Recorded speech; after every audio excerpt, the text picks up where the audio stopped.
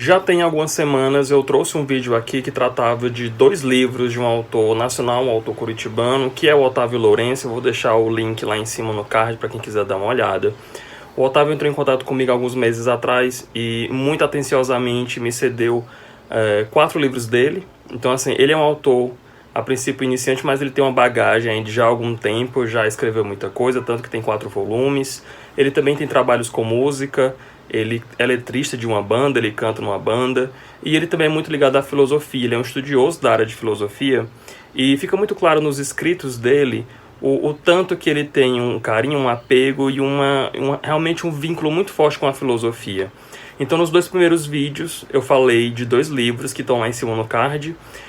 Naquela época eu senti que os 2 livros, na verdade, eles tinham uma correlação muito forte, muito direta com o cinema e com a música, né? Que eram dois temas que o Otávio trouxe de maneira muito presente, muito visível naquelas 2 obras. Um deles era um livro que tratava de contos que davam uma reinterpretação, uma nova moldagem para histórias do Hitchcock, que eu achei interessantíssimo, porque eu gosto muito de cinema. Já o outro era um livro que na verdade era uma reunião de pensamentos, ideias, enfim, eram peças soltas que vinham na mente dele e ele ia marcando, pincelando ali em forma de texto, de pequenos textos. Que é um pouco semelhante com a estrutura do primeiro livro que eu vou mostrar aqui agora, né, que é o Sombrio e Tropical. Esse livro, inclusive, vai ganhar uma nova edição agora em outubro, salvo me engano. Vocês podem conferir com mais cuidado lá no link do perfil do Otávio, que eu vou deixar lá embaixo no box da descrição. Mas esse daqui, então, ele tem uma pegada bem parecida com o outro que eu comentei lá no primeiro vídeo, que é justamente esse de fragmento. Porque aqui, então, a gente vai ter vários textos que a princípio parece um pouco com a forma de um poema. Eu achava que era um livro de poesia. É e não é. Assim, ele tem uma forma parecida, uma forma muito similar, mas depois ele tem uma licença poética ali para fazer com aquele texto que ele bem entender. Ele tem essa personalidade muito evidente no texto. Então ele brinca com a forma, ele brinca com as palavras. Então você vai encontrar tipo frases que ocupam a página inteira, ou então a página inteira completa de ponta a ponta. Então acontece muito isso com esse livro, ele brinca muito com a forma. Mas ele tem uma estrutura dividida em 4 partes, que seriam as 4 estações. E você lendo o livro, você comparando cada texto, você percebe que tem um porquê, tem um sentido de estar distribuído através de estações. Nessa primeira parte, que ele vai falar da primavera, que tem o tema central sendo a primavera, o título dessa primeira parte é esse, é muito notório uma simbiose dele, uma espécie de proximidade que chega a... Não se sabe onde termina um e onde começa o outro, porque a gente sente assim, um clima meio sinestésico. A gente sente o chão, a terra, o ar, assim, os elementos estão muito presentes o tempo todo. Já na segunda parte, que seria o verão, a gente percebe um frescor diferente, a gente percebe um distanciamento, porque ele trabalha muito com a questão do outro, do vínculo, do humano com o humano, da alteridade. Então esse contato de pessoa com pessoa é o que vai ser a mola, o que vai ser a força para essa segunda parte. Na terceira parte, que seria o outono, e aqui eu queria abrir um parênteses, porque pela forma como é apresentada para a gente essa terceira parte, o sentimento que está no texto, a maneira como é apresentada realmente todo o conteúdo que está ali, a gente consegue sentir uma predileção do autor por essa estação, porque há uma entrega, assim, parece que ele se desnuda, parece que ele se mostra de maneira bem mais transparente do que até nas outras partes, né, desse livro. Então, assim, a meu ver, existe uma predileção por essa estação, porque a gente percebe uma entrega maior, a gente percebe que está assim, de braços abertos, com as barreiras todas quebradas, e há um acesso mais fácil aos sentimentos e a percepção nessa parte do livro. Que é algo também que me remete muito à própria cidade, né? Curitiba, ela tem assim, um aspecto bem outonal, né? Ela tem uma vibe muito parecida com o que a gente entende desse clima dessa estação. Talvez por isso eu tenha percebido tanto dessa forma, dessa maneira. Já na última parte, que seria o inverno, a gente percebe completamente uma mudança assim, de momento, de clima.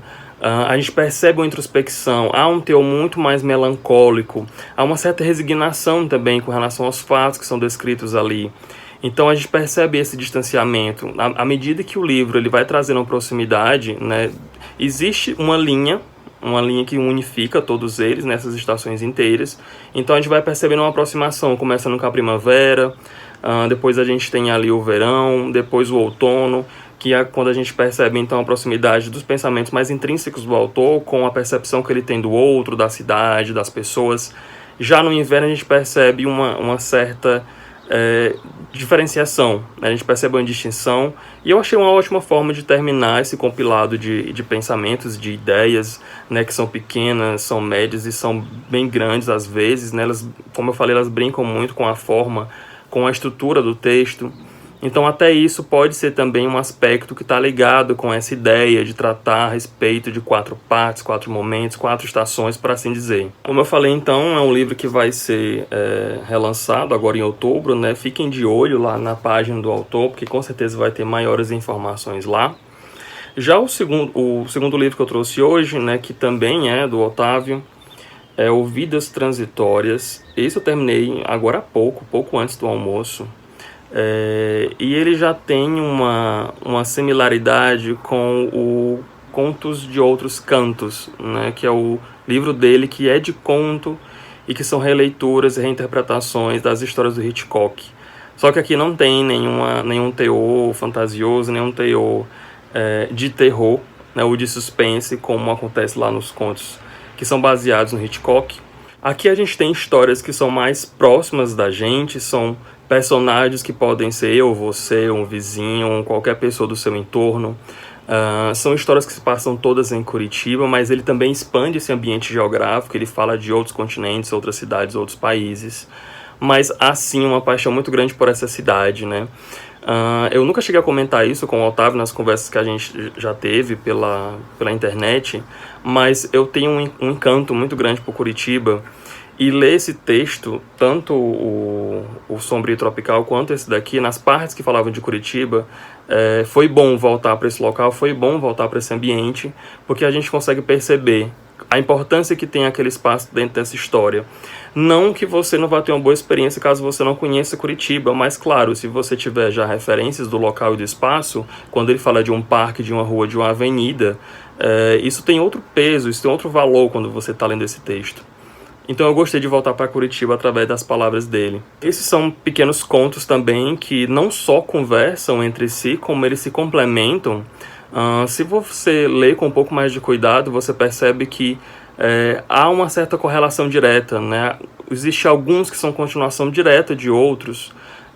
Então há não só essa relação de causa e efeito, como também de consequência imediata, né? Então a gente consegue acompanhar um pouco mais da história dos personagens através de contos que aparecem mais na frente, ou então algumas perguntas e questionamentos que são deixados propositalmente no texto, a gente vai ter um vislumbre de resposta, uma possibilidade de compreensão melhor ou maior mais na frente em um texto completamente diferente, porque ele retoma a personagem, retoma um local, uma determinada situação que remete a gente àquele conto anterior. Isso eu senti um pouco também lá no Contos de Outros Cantos, né?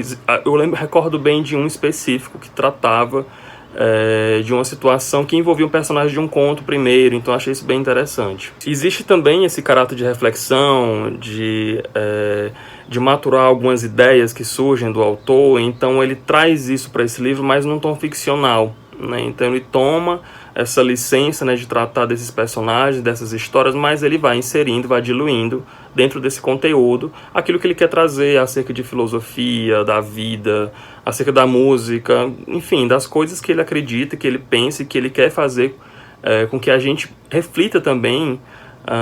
Ele traz isso de uma maneira um pouco mais aprazível, digamos assim, porque vem diluído dentro de um texto que você nem percebe que ele está tratando daquele assunto, porque são personagens vivendo como a gente vive, e daí essa reflexão ela já está colocada porque ela aparece de maneira muito natural. É um livro bem pequeno também, é um livro muito fino, você consegue ler de uma sentada apenas, assim, questão de, sei lá, de 40 minutos, 1 hora. O outro também, apesar dele ser um pouco mais gordinho, mas é um texto de facílima leitura e passa muito rápido, até porque, como eu falei, ele brinca um pouco com a forma, então você passa páginas assim de maneira muito rápida. Fica então a recomendação para quem tiver interesse, para quem quiser conhecer um pouco mais da escrita desse autor, o Sombrio Tropical e o Vidas Transitórias. Vou deixar os links lá embaixo para você poder ter acesso mais sobre a história do autor, sobre como fazer para conseguir esses livros. Além disso, vou deixar também as minhas redes sociais, que vocês podem me encontrar lá. A gente pode conversar sobre esses e outros títulos e outras coisas também. Fiquem à vontade. Avalie o vídeo, faz algum comentário caso você queira. Obrigado por ter assistido e até mais.